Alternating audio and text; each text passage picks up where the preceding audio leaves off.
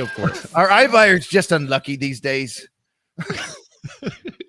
Yes, all with Irish accents, sir. Or is Yes. there something bigger happening? Well, prior to the Rona, I Oh can't. my God. Yeah, that's not even a good Irish accent.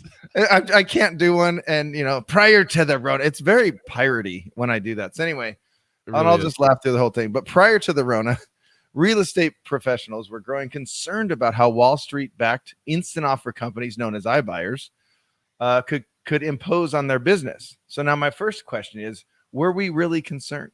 So save that for the end. Were we really concerned about these iBuyers? Not just Ray and I, but everyone here listening. But the pandy has greatly impacted the real estate model's viability. Was it just the pandy that did this, though? That's my second question. Or was there something bigger at play? iBuying companies purchased just 0.3% of the homes sold in the fourth quarter of 2020. That's national, by the way. And that's up slightly from 0.2% in the third quarter, according to new research from Redfin. This is research from Redfin, who has an iBuyer program. They're not skewing these numbers at all. The report analyzed data from the MLSs and public records about purchases and sales made by iBuyers like Redfin Now, Open Doors, Zillow, and OfferPad.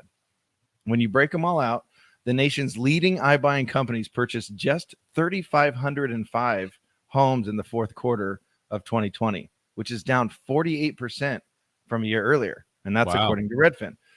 So the overall housing market has just been booming, and sellers are showing a preference for working with a real estate professional to nab top dollar for their home on the MLS.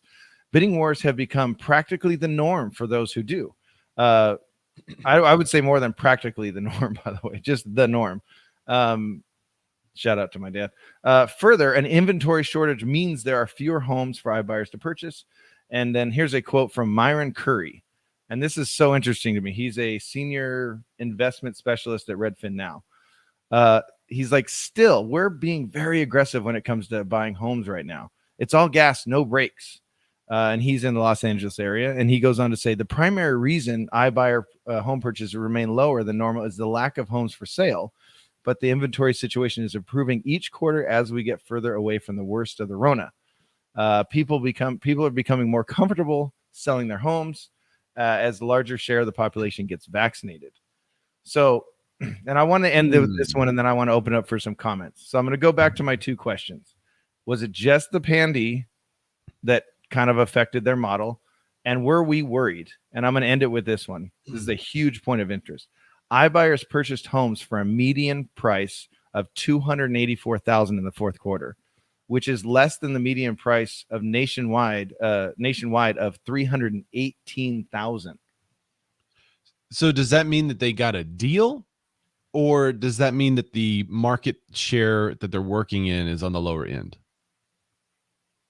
Well, remember, okay, so if I open up the article, it's here. Hold on, let me open it up real quick. But if you want, are there comments on this? Go to the comments, because I'm going to open this. We got a couple of comments. Mario Flores says, first he says, I'm not wearing. It's kind of a minty green. He said, I'm not wearing green. It's like it's hard to tell because Dan is so green, but it is minty fresh. Well, right, by the way, can you see my new lights behind me, Ray? Yeah, it's good.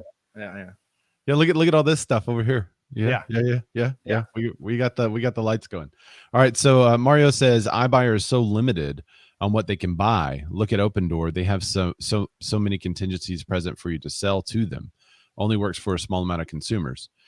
Well, that is true. I think early on, and I'd love to get the comments from Clubhouse too. If you want to comment on this article specifically, just raise your hand. I'm going to pull to refresh so that I can see you guys.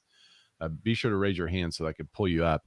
But I think we said a long time ago that the iBuyer program was not really competition for real estate agents, right? But it was more competition for investors, and specifically the investors that would purchase a home, do the paint, flooring, and landscaping, and then put it back right out on the market and get some nice money, quick flip, make $20,000, $30,000 because the seller wasn't prepared to do any of that, and they took a good deal.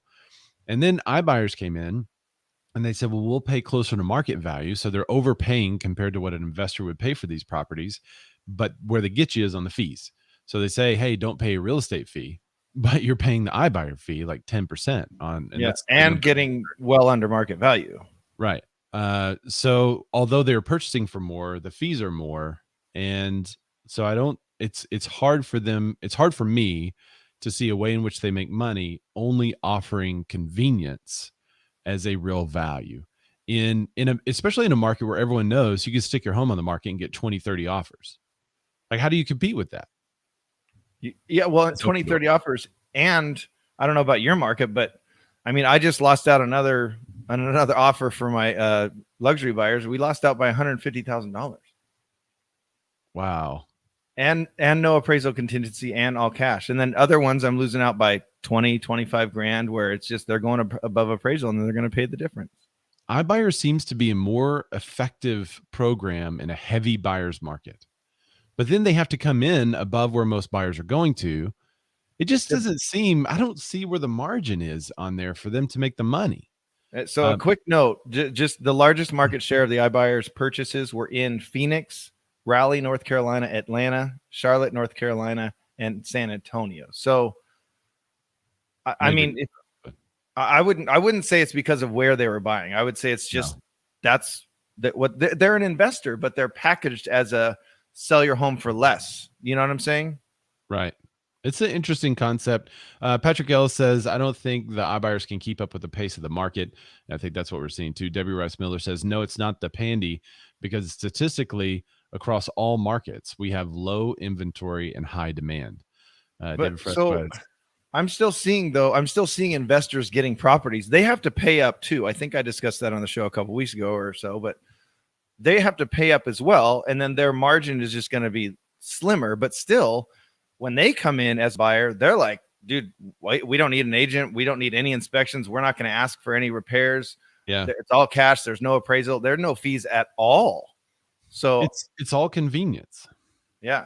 It's all convenience and ease. So, we package like I can just hit a button and buy a house, but or sell my house. And it's not really like that. David Fresco says Wall Street is throwing money at iBuyers and will continue to throw money at the pandy. Slowed it down. So what we're talking about, Dan, is the difference in a white glove service and then a McDonald's hamburger, right? You can go to McDonald's, press a button, and get the same burger every time, no hassles. You're not going to change it up. You just go in and get the burger and come out, and it's going to taste the same no matter where you go. Yeah, that's essentially what they're trying to do with the process of selling your house. Just press the button. And, we're not going to do any inspections or anything, no appraisals, no contingent. We're just going to buy your house for the offer that we give you. And then we're going to charge you these fees. Then they go in and do the work, etc. But it's got to fit their model. As Mario says, it's got to be a very specific model of a home in order for them to do that well, because when they get outside of that consistency, it'd be like McDonald's trying to compete with Red Robin. If they get outside of what they can consistently produce every time with the budget they have, then they're going to blow their budget and it's no longer profitable at all. But we haven't really seen that it's been profitable in the past. All the stories that we talk about, iBuyers talk about how they're losing money. It's all big losses. Yeah, big losses. I don't know if they're just writing off the expenditures of purchasing the houses, and we're not seeing that. We talked about Zillow's strategy in the iBuying and how it was more of a marketing cost. And they came out and said they're not looking to make money with it right now. They're just looking to raise awareness with the program. And this program, if you're not aware, I think we talked about it 3 weeks ago, or was it last week? I think it was 3 weeks ago. Yeah. Where they will buy your house for your Zestimate. It's in 20 markets, about 500,000 homes. It's in a subset group of those markets.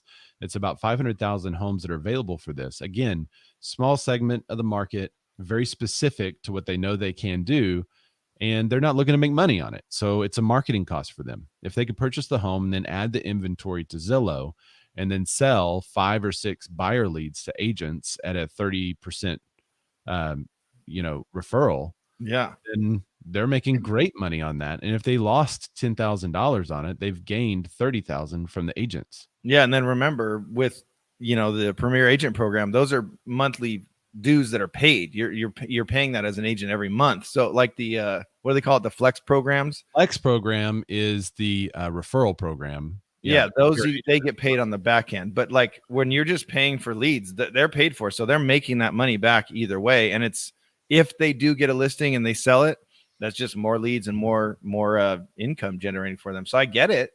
But specifically for iBuyers, is it a viable model that's going to stay around, and should we be afraid of it?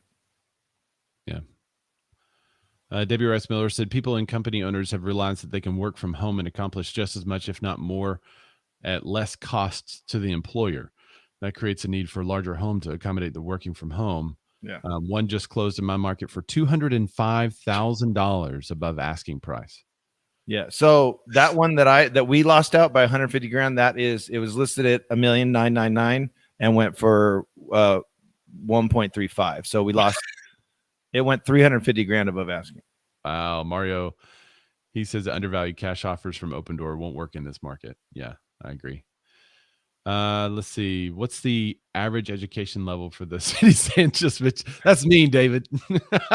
Well, I think it's what he means is it's a lack of viewers in those areas for our show. That's right. That's what it means. Yes. Let's see. I got you, buddy. I got you. Debbie Rice Miller says, my company will buy your home so you can buy without contingency. However, the purchase is lower than the market price. The difference between my company and the iBuyer program is that if any profit is made, we write a check back to the seller for 90% of the profit. Our model is to get the sellers back into their next property. That's a smart way to do it too. There's a couple of programs that we've talked about on the show that came out to do that as the iBuying became more popular.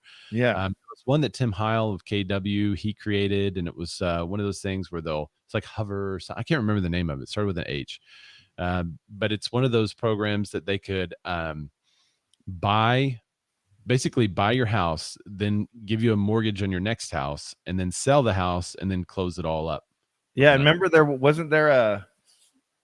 you sell your house to them, and then either they rent it back to you, or no, you rent the next one from them or something. I forget I think it was you sell it to them, rent it back from them until you can buy your next house, kind of. Or maybe they helped you buy the one that you're going. I think we've seen both of these models where they'll help you buy the one that you're going to, but they buy it. Then you rent it back from them while you sell your other house. And then once that sells, you cash out and do a refi. And it's all under the guise of, or under the idea that you're now an unencumbered. I don't know if anyone else calls them unencumbered buyer, but that's what I've always, you don't have a home to sell is what I mean. You don't have that contingency in place. So all under the idea of you don't have a house to sell anymore. And we're in escrow on one right now for sellers that I had to do. I had to get them into, and they were my quickest buyer. It took me 3 offers. They got into escrow. So crazy. But they were contingent on selling their home. But it's because the listing went so quickly. And this buyer that we have, they ripped through contingencies. But now we're waiting on our up leg purchase. We're waiting on that seller to get into escrow now. So it's like these dominoes are literally like teetering, waiting to fall. Which way are they going to fall? And it's like, I keep pushing, like, dude, he's a kid. He's 26 and he's looking, this seller is. So I'm like, might have to do the move back in with mom thing for a couple of months. And I know you hate it, but we got to close on this thing. So I get that idea of, hey, we'll buy your house, but just, you got to find that right situation. And then how viable is it,